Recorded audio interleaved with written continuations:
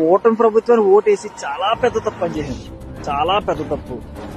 Jagan CM గా ఉన్నప్పుడు ఆయన చేసే మంచి పనులు, డబ్బులు ఖర్చు పెడేస్తున్నాడు, డబ్బులు నాశనం చేసేస్తున్నాడు అని ఫీల్ అయ్యాను తప్ప ఆయన ఒక్క విషయంలో కొంచెం నెగిటివ్ గా ఉన్నాడు తప్ప ఉన్న విషయంలో అన్ని ప్లస్ పాజిటివ్. అసలు మీరు ఏం చేస్తారు నాకేం అర్థం కావడం లేదు. ఇప్పుడు ప్రజెంట్ మా ఊర్లో రేషన్ బియ్యం రావాలంటే 1 కిలోమీటర్ వెళ్ళాలి, పెన్షన్ తెచ్చుకోవాలంటే కిలోమీటర్ వెళ్ళాలి. అదే ఆయన పరిపాలన ఇంటికి కాళ్ళ దగ్గరికి వచ్చేస్తుండే, గడప గడప కంటే ఇంటికి వచ్చేస్తుండే బియ్యం, రేషన్ కూడా ఇంటికి వచ్చేస్తుండేది, పెన్షన్ ఇంటికి వచ్చి ఇచ్చేస్తుండేవారు.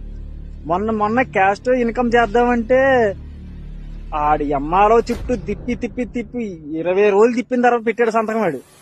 అదే ఆయన పరిపాలన అయితే వాలంటీర్లు పట్టుకెళ్ళి చేయించి ప్రభుత్వం మన కాళ్ళ దగ్గర ఉండేది. అది పరిపాలన అంటే. మీరు ఏం పరిపాలన నాకేం అర్థం కావడం లేదు. మీ నిర్లక్ష్యం వల్లే మన కాకినాడ జీజీహెచ్ హాస్పిటల్లో ప్రెగ్నెంట్ లేడీ చనిపోయింది. చనిపోయిన తర్వాత నువ్వు ఏం ప్రకటించినా అనవసరం. చనిపోక ముందే నువ్వు ఎలక్ట్ అవ్వాలి. ప్రభుత్వం నిర్లక్ష్యమే కదా ఇది. ఇదేనా పరిపాలన అంటేని? 2029 రావో జగనే వస్తాడు 2029లో 100%.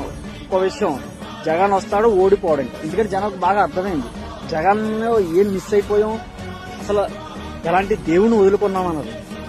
ఇంకా ఆయనకు ఓటం ఉండదు. ఎందుకంటే మీరు చేసే దరిద్రమైన పరిపాలన ఎంత దరిద్రమైందంటే, జనాలు ఉన్నారు, ఆంధ్రప్రదేశ్ లో జనాలు ఉన్నారు, 4 కోట్ల మంది జనాలు ఉన్నారు, వాళ్ళని పట్టించుకోండి కాస్త. ట్రైన్ సిస్టమ్ బాగోలేదు.